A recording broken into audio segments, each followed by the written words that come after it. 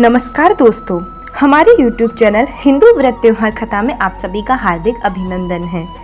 जैसा कि आप सभी को सर्वविदित है कि कार्तिक मास में अहोई अष्टमी का व्रत किया जाता है।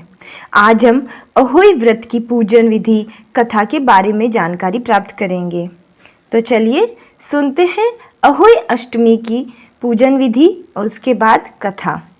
यह व्रत कार्तिक लगते ही अष्टमी को किया जाता है। जिस वार की दिवाली होती है अहोई आटे यानी अहोई अष्टमी भी उसी वार की पड़ती है। इस व्रत को वे स्त्रियां करती है जिनके संतान होती है तथा वे स्त्रियां भी व्रत रख सकती हैं जिन्हें संतान प्राप्ति की इच्छा है। बच्चों की माँ दिन भर व्रत रखती है। सायंकाल पर अहोई माता की पुतली बनाकर उस पर रंग भरकर पुतली के पास सेई तथा सेई के बच्चों के चित्र भी बनाए जाते हैं। या फिर आप बाजार में अहोई अष्टमी का चित्र भी मिलता है, उसे लाकर अपने पूजा स्थल पर लगा सकते हैं। उसका पूजन करा जाता है। सूर्यास्त के बाद अर्थात तारे निकलने पर अहोई माता की पूजा करने से पहले पृथ्वी को पवित्र करके चौक पूर कर एक लोटे में जल भरकर एक पाटे पर कलश की भांति रखकर उसकी पूजा करते हैं। अहोई माता का पूजन करके व्रत करने वाली स्त्रियां कहानी सुनती हैं। पूजा के लिए व्रत करने वाली स्त्रियां एक चांदी की अहोई बनाए जिसे स्याऊ भी कहते हैं। आप किसी जौहरी की दुकान पर जाकर कह सकते हैं, वह आपको एक चांदी की स्याऊ बनाकर दे देंगे और उसमें चांदी के दाने मोती बनवा ले। जिस प्रकार गले के हार में पेंडल लगा होता है उसी भांति चांदी की अहोई डलवा ले। फिर अहोई की रोली चावल दूध व भात से पूजा करे। जल से भरे लोटे पर साटिया बना ले और 7 दाने गेहूं लेकर अहोई स्याऊ की माला लेकर कहानी सुने। कहानी सुनने के बाद अहोई स्याऊ की माला को गले में पहन ले। वायना निकाले, उसे सासू जी के पांव लग कर दे। घर में सासू जी नहीं हो तो आप घर की किसी बड़ी स्त्री या ब्राह्मण को भी दे सकते हैं। इसके बाद चंद्रमा निकलने पर अर्घ्य देकर आप भोजन करें। दिवाली के बाद किसी शुभ दिन अहोई को गले से उतारकर उसका गुड़ से भोग लगावे और जल के छींटे देकर मस्तक झुकाकर रख दे। जितने बेटे हो उतनी बार तथा जितने बेटों का विवाह हो गया हो उतनी बार चांदी के 2-2 दाने अहोई में डालते जावे।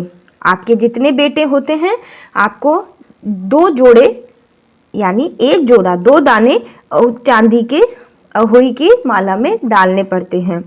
या फिर जब विवाह हो जाता है तब आपको 2 दाने अर्थात 1 जोड़ा अहोई की माला में डाला जाता है। ऐसा करने से अहोई देवी प्रसन्न होकर बच्चों की दीर्घायु करके घर में नित्य नए मंगल करती रहती है। उस दिन पंडितों को पेठा दान करने से विशेष फल की प्राप्ति होती है। अहोई का उज्जमन किया जाता है। वो किस प्रकार किया जाता है? जिस स्त्री का तो बेटा होता है या फिर बेटे का विवाह होता है उससे अहोई माता का उज्जमन करना चाहिए। एक थाली में 8 जगह 4-4 पूड़ियाँ रखकर उन पर थोड़ा थोड़ा हलवा रखना है। इसके साथ ही एक पीली साड़ी ब्लाउज उस पर सामर्थ्य अनुसार रुपए रखकर थाल के हाथ फेरकर श्रद्धा पूर्वक सासू जी के पांव लगकर वह सामान सासू जी को देवे। सासू जी साड़ी तथा रुपए अपने पास रख ले तथा हलवा पूरी का वायना बांट दे। बहन बेटी के यहाँ भी वायना भेजना चाहिए। तो चलिए अब सुनते हैं अहोई माता की कथा। उसके पहले आप सभी से विनम्र अनुरोध है कि अगर आपको हमारी YouTube पर डाली गई व्रत त्योहार संबंधी जानकारी अच्छी लगती है तो हमारे वीडियोस को लाइक करना ना भूलें। हमारे चैनल को सब्सक्राइब करें, बेल आइकन को प्रेस करना ना भूलें। एक नगर में एक साहूकारनी रहा करती थी। उसके 7 लड़के थे। एक दिन उसे जाकर कुदाली मारी त्यों ही सेई के बच्चों के कुदाल की चोट से सदा के लिए सो गए। इसके बाद उसने कुदाल को सेही के खून से सना देखा तो उसे सेही के बच्चों के मर जाने का बड़ा दुख हुआ, परंतु वह विवश थी और यह काम उससे अनजाने में हो गया था। इसके बाद वह बिना मिट्टी लिए ही खेद करती हुई अपने घर आ गई। उधर जब सेही अपने घर में आई तो अपने बच्चों को मरा देखकर नाना प्रकार का विलाप करने लगी और दुराशीष देने लगी कि जिसने मेरे बच्चों को मारा है उसे भी इसी प्रकार का कष्ट होना चाहिए। तत्पश्चात सेही के श्राप से सेठानी के 7 लड़के 1 साल के अंदर ही मर गए। इस प्रकार अपने बच्चों को असमय में काल के मुंह में चले जाने पर सेठ व सेठानी इतने दुखित हुए कि उन्होंने किसी तीर्थ पर जाकर अपने प्राणों को त्याग देना उचित समझा। इसके बाद वे घर बार छोड़कर पैदल ही किसी यात्रा की ओर चल दिए और खाने पीने की ओर कोई ध्यान न देकर जब तक उनमें शक्ति और साहस रहा तब तक वह चलते ही रहे। और जब वे पूर्णतः अशक्त हो गए और अंत में मूर्छित होकर गिर पड़े, उनकी यह दशा देखकर भगवान करुणा सागर ने उनको मृत्यु से बचाने के लिए उनके पापों का अंत चाहा।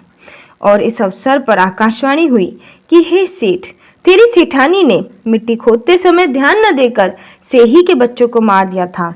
उसके कारण तुम्हें अपने बच्चों का दुख देखना पड़ा। यदि अब पुनः घर जाकर तुम मन लगाकर गौ की सेवा करोगे और अहोई देवी का विधि विधान से व्रत आरंभ कर प्राणियों पर दया रखते हुए स्वप्न में भी किसी को कष्ट नहीं दोगे तो तुम्हें भगवान की कृपा से पुनः संतान का सुख प्राप्त होगा।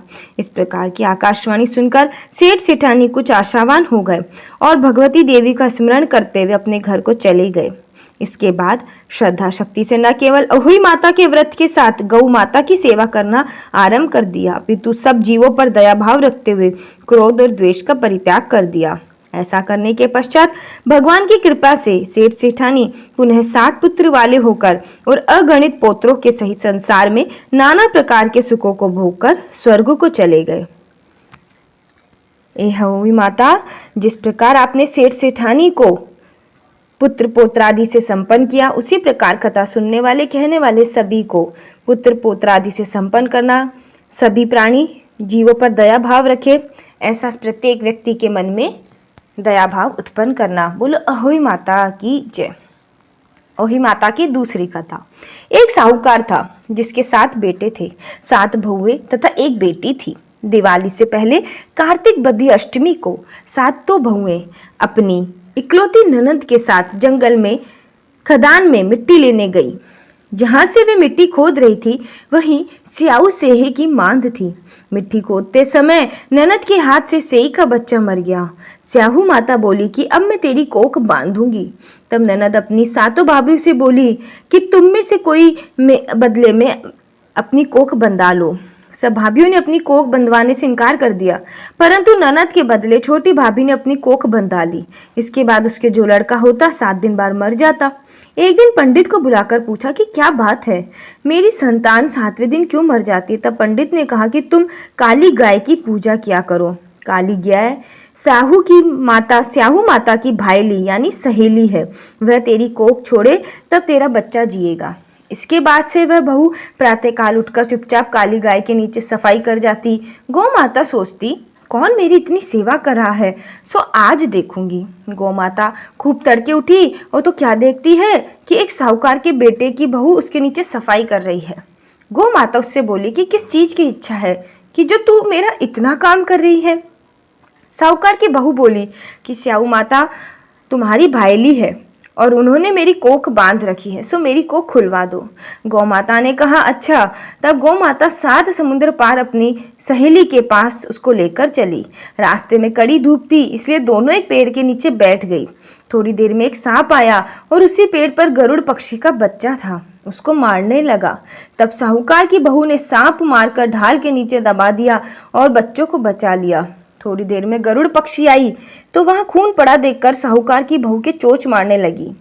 तब बहू बोली, मैंने तेरे बच्चों को मारा नहीं, बल्कि सांप तेरे बच्चों को ढसने आया था, मैंने तेरे बच्चों की रक्षा की। सुनकर गरुड़ पक्षी बोली कि मांग, तू क्या मांगती है। वह बोली, 7 समुद्र पार स्याऊ माता रहती है, मुझे तो उसके पास पहुंचा दे। तब गरुड़ पक्षी ने दोनों को अपनी पीठ पर बिठाकर स्याऊ माता के पास पहुंचा दिया।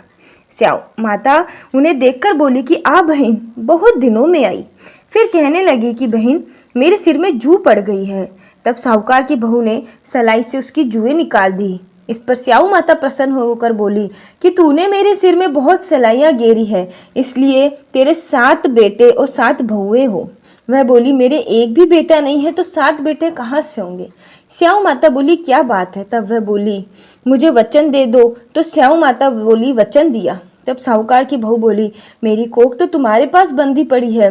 यह सुनकर स्याऊ माता बोली कि तूने मुझे ठग लिया, मैं तेरी कोख खोलती तो नहीं, परंतु अब खोलनी पड़ेगी। जा, तेरे घर तुझे 7 बेटे और 7 बहुएं मिलेंगी। तू जाकर उजमन करना, 7 अहोई बनाकर 7 कढ़ाई करना। वह लौटकर घर आई तो वहाँ देखा 7 बेटा 7 बहू बैठी है। वह खुश हो गई। उसने 7 अहोई बनाई, उजमन किए और 7 कढ़ाई की। अष्टमी के दिन जेठानियां आपस में कहने लगी कि जल्दी जल्दी धोख पूजा कर लो और बच्चों से कहा अपनी चाची के घर जाकर देख कर आओ कि वह अभी तक रोई क्यों नहीं। बच्चों ने जाकर कहा कि वह कुछ मान रही है, खूब उजमन हो रहा है। यह सुनते जेठानियां दौड़ी दौड़ी घर आई और जाकर कहने लगी कि तूने कोख कैसे छुड़ाई। वह बोली, तुमने तो कोख बंधा ही नहीं, मैंने कोख बंधा ली थी। अब स्याऊ माता ने कृपा करके मेरी कोख खोल दी है।